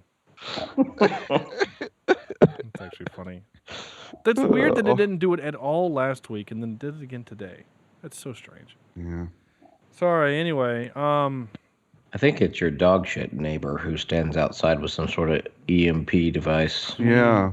The only thing I can think of is that my phone is lighting up because I'm getting Facebook alerts. And so I'm just going to take my phone and throw it on the bed. All right, so it's like 20 feet away. And he threw it on the bed. Anyway, so that security said he was part of the main cast. Forsythe said, quote, I ate my hot dog, but now I'm thinking two things.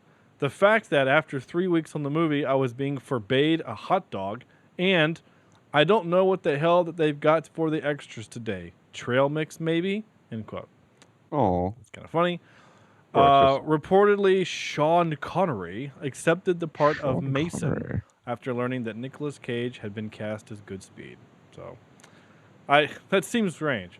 Oh, that guy? He's that fantastic actor from The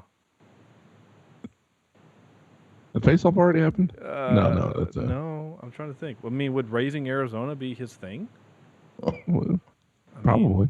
You think Sean Connery has watched Raising Arizona? He probably did. I mean, what else was he doing? It was a good movie. It doesn't see. I just can't see him sitting down to watch Raising Arizona. Yeah, why not? I'm sure they all watch. This movie is crap. Sorry. Sam was one of this movie is crap. Leaving Las Vegas was right before this. Guarding Tess. That's right. That's not about. Honeymoon in Vegas. Firebirds. Time to Kill. Not A Time to Kill, but Time to Kill. Time to Kill. Raising Arizona. So, I mean, yeah, okay, fine. So he Was did. it, what, 4 o'clock for Sam? A Time to Kill. It's 4 o'clock. It's time to kill. And then bed. Time to put. And then bed because it's 5 now. Average shot length was 2.6 seconds. There you go. Schwarzenegger was actually considered for Nicolas Cage's role in the film. No. That would have been a bad choice. He was also considered for Nicolas Cage's role in So Face Milk. Off, which would have paired him with Sylvester Stallone, who was considered for John Travolta's role.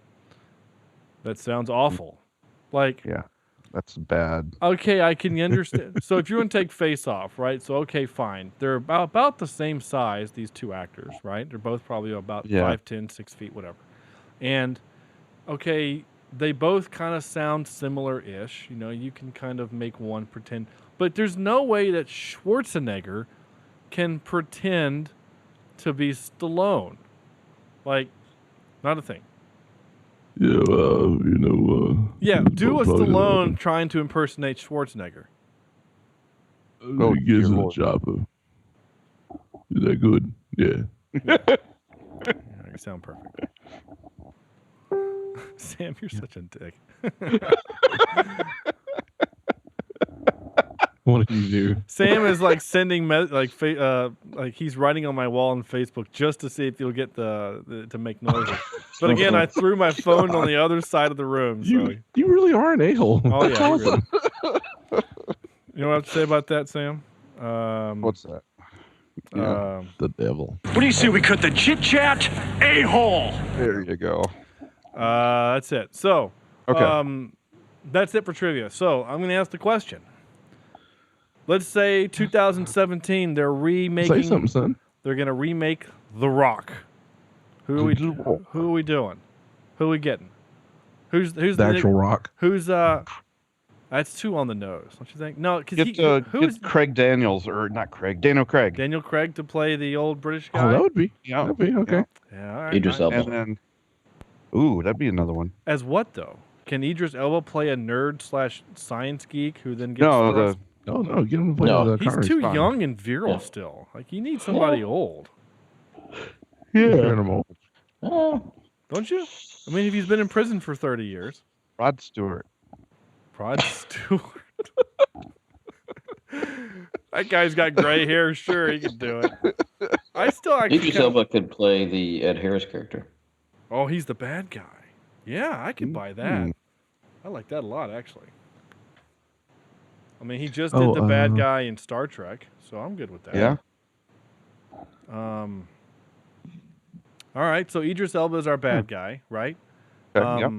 Which, by the way, the angry black soldier guy, Captain Man. Yeah. What'd you say, Corny? I'm sorry. So you said angry black, and then you just paused. And I was like, "Whoa, easy."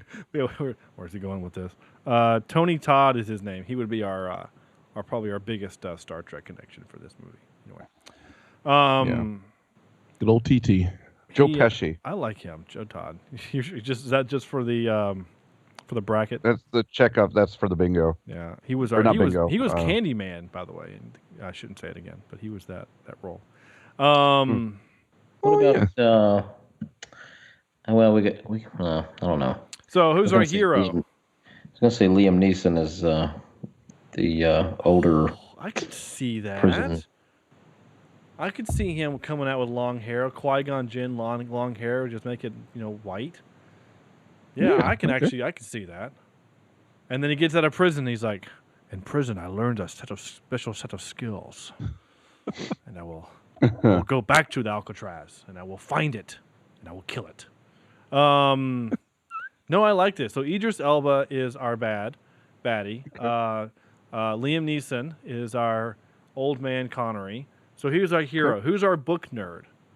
Who's our guy? He's got to be a little nerdy, right? So maybe like an Michael Cera. No, I was gonna say We've Andrew. just turned this into a comedy. Andrew Garfield. I mean, he just did Hacksaw Ridge, and he's done pretty well there. And he wasn't, our former Spider-Man. It seems too young. Because even in this one, Nick Cage was at least in his 30s. Okay. Well, Late 30s. Andrew Garfield is in his 30s, by the way, but yeah, but he looks young. He does look young. He looks like he's 18, which is why they cast him as Spider-Man. Okay. Eisenberg. No. Joseph Gordon-Levitt. There you go. Oh, I like that. Man, Andrew's on fire tonight with this. I like that. He could play that, I think. Kind of the bumbling nerd dude. Yeah. Ryan Gosling. Or maybe a McAvoy or somebody.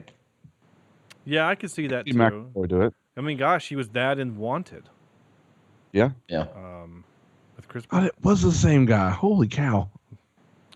In Wanted? Yeah. I always forget about that. Yeah. No. All right, that's a good recast. I like it. You don't need anybody else. You just get a bunch of get the sergeant. What's his name? The the gunnery sergeant that yells at people. You know what I'm talking about? Tom Hardy. No, not Tom Hardy. The I do not like you. That guy. Get him. Joe Pesci. Yeah. He can be in it. We've already had our Joe Pesci sighting. Oh, we have. I missed it. I'm sorry. You get him. He can be a general. You just get a bunch of old white dudes as generals, and you'll be fine. So there you go. I like that recasting. It's a good recasting. All right, so we'll make that movie. We'll send it to Hollywood and remake it. Soundtrack great. I'm just gonna say it was just 90s as hell. Just all I'm gonna say about it. So there you go. Ready for this?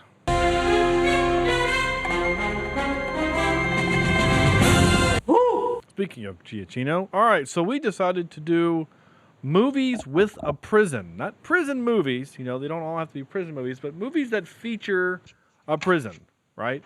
Whether someone Parallelogram. Escape of not a prism, a prison. But good job.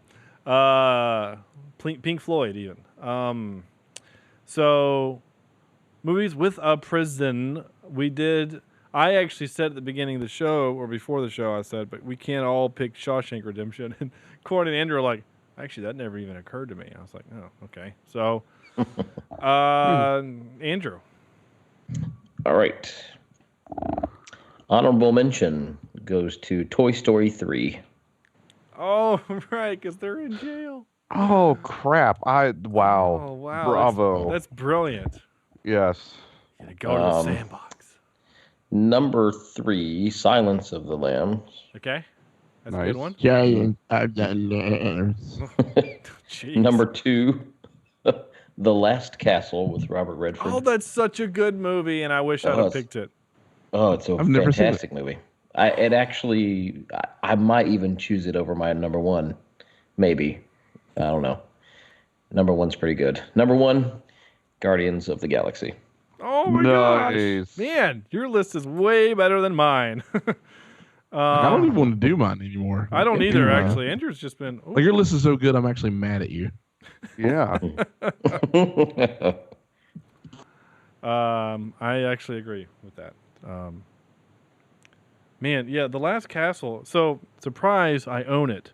Here's another surprise. I let somebody borrow it, and they never returned it. So, my wife actually remembers that, and she's still kind of pissed about it, which is funny. Corny. No, it's a great movie. Robert Redford's good. With Gandolfini is in it. Yeah. Mark Ruffalo is in it. Yeah, your Incredible I forgot Hulk. Ruffalo was in that. Yeah, Incredible Hulk is in it. Yeah. Cool. Okay. All right. So my My number 3 is going to be The Longest Yard. All right. My number 2 will be American History X. Okay. And that was a super brutal movie. Holy cow. Yeah. Yeah. If I ever tell you to bite the curb, that's Yeah. Anyway, and then my number 1, The Green Mile. Mm-hmm.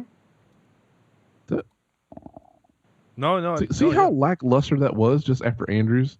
No. Yeah. Yeah, Yeah. Now I'm sad. I'm actually I'm redoing mine right now because of Andrews. Yeah. Andrews was so fantastic. Sam.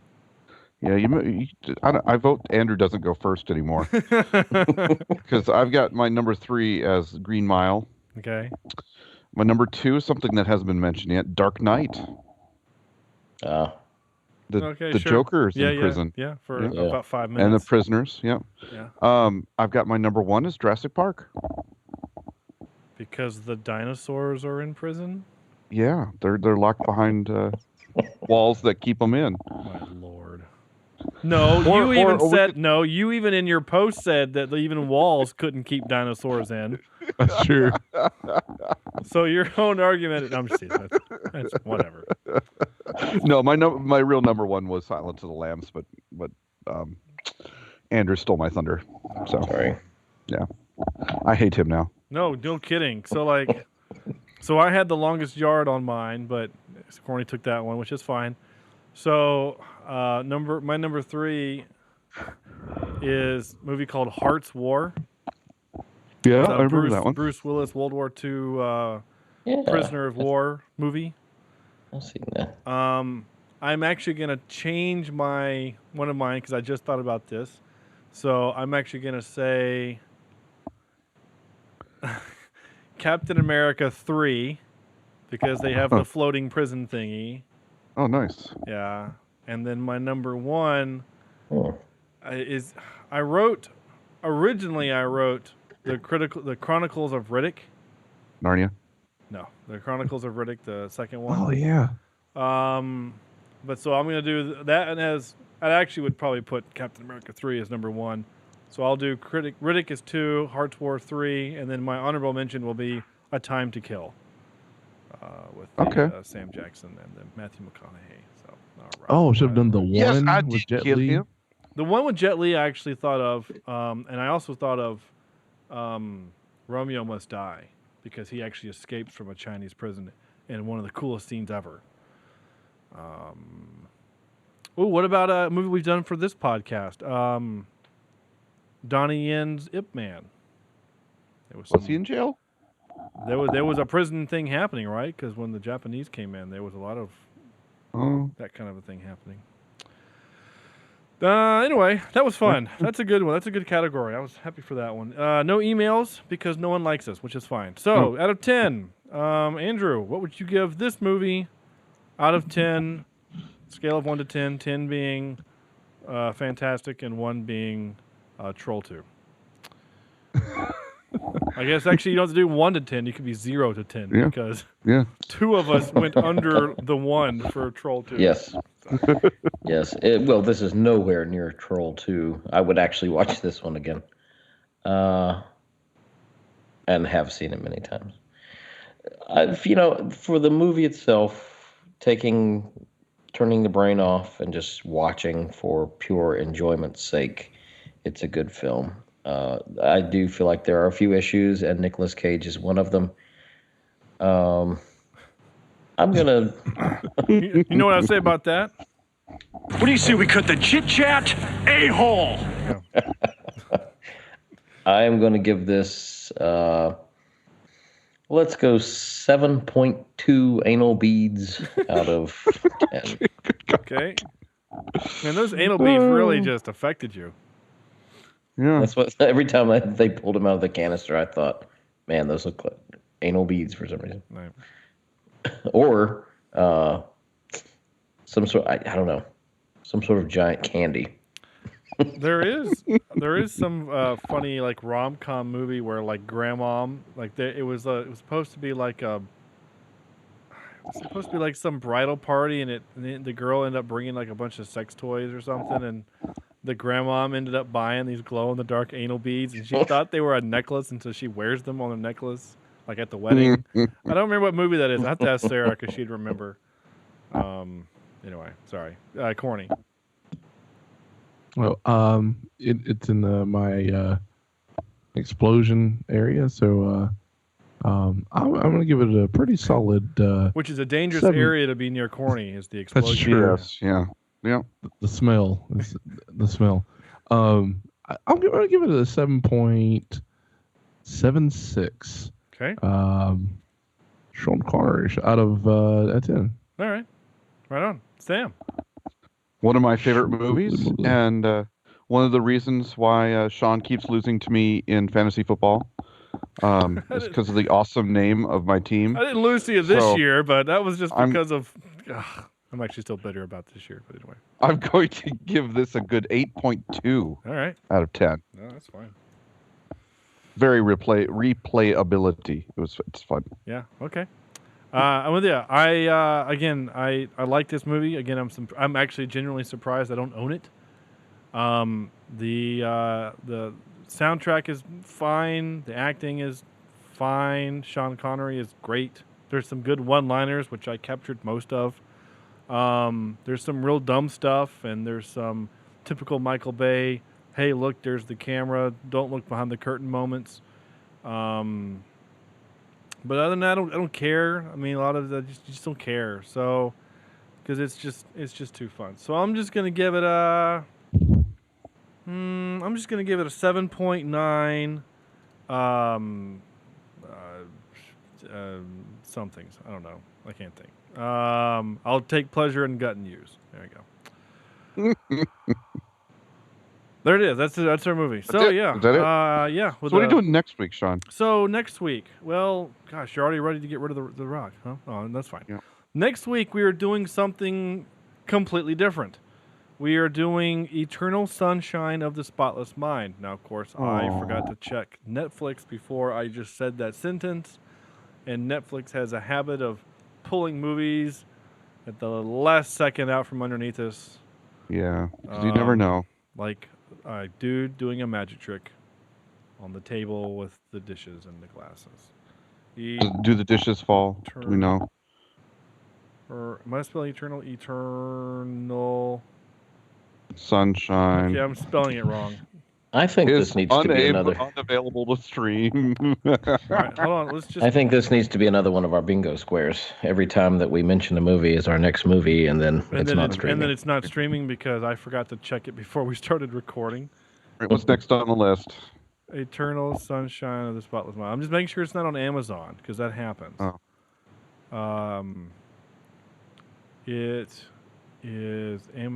Nope, it is not streaming on Amazon. So, on to the next movie. That would be Interstellar. Nice. It's going to be Interstellar. It has begun. It has begun. So, I highly recommend putting headphones on in this movie and turning up all the way. Turning it to 11. Yes. So, so you can hear Matthew McConaughey cry like a little bitch. You want to hear that nice stereo. That's not very nice. And so Interstellar. Right. It's well, again, this movie has been on our list a long ass time, and It's about time. let's just double check and make sure it's still on Amazon streaming. It's been on Amazon for a long time. Interstellar. I've got it on my DVR, so I'm good. Yeah, you're fine. Yeah, it's on Prime, so it's on Amazon Prime. So sorry, it's not on the Netflix, but it's on Amazon Prime. So hopefully you can get a hold of that and watch it. So I recommend you watch it. So next week when I rip apart this movie, it'll make sense. I will rip you apart like a black hole. Did you just call me a black hole? No. Mm-hmm. No, what does he say in the movie? Did you just call Damn me a the black... Wilson, Captain. No, in the movie he said, did you just call me a black hoe? No, it's a black hole. A dark... Anyway, it's fine. It's from the movie Eddie. Go watch it with Whoopi Goldberg. She coaches the Knicks.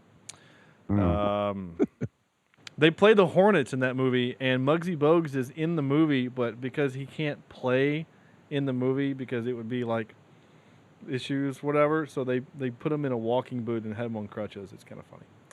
Anyway, fine. There we go. Interstellar is next week. Look for that. Sorry. But then look for it again in another room where there are books. God. Might be gravitational forces I'm that already transcend space and time. I'm already. Wait a minute. I've actually already seen this movie. I don't know. If you did and it didn't make sense, then you probably did watch it because it doesn't make sense. Anyway, that's fine. So that's it. Next week, Interstellar. Check it out. It will be a blast. Pun intended. That's going to do it for us. Thank you for listening. And I thought I hit the outro music, but apparently I didn't. So thank you for listening to us because, well, if you don't listen, then we'll stop talking. Maybe I shouldn't tell people that. Leave us a review on iTunes, Stitcher, Google Play, YouTube, whatever. We need those and love those, and they're great. Check out our website, cheapseatreviews.com. There's a bunch of movies. Sam finally was able to upload some movies, so check that out, cheapseatreviews.com. Like us on Facebook, facebook.com/cheapseatreviews.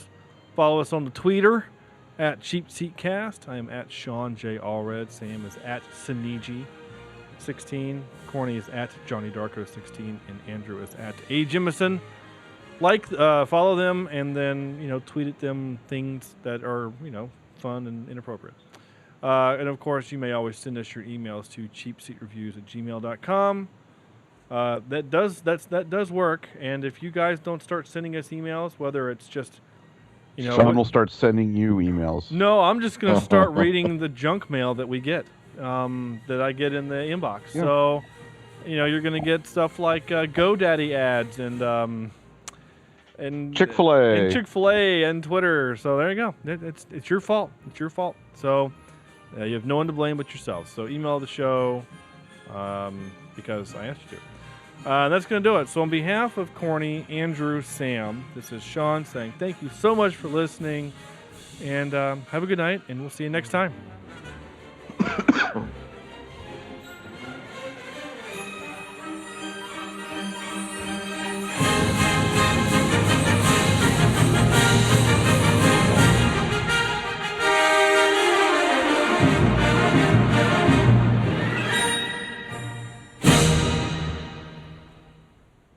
Under there is a maze of shit.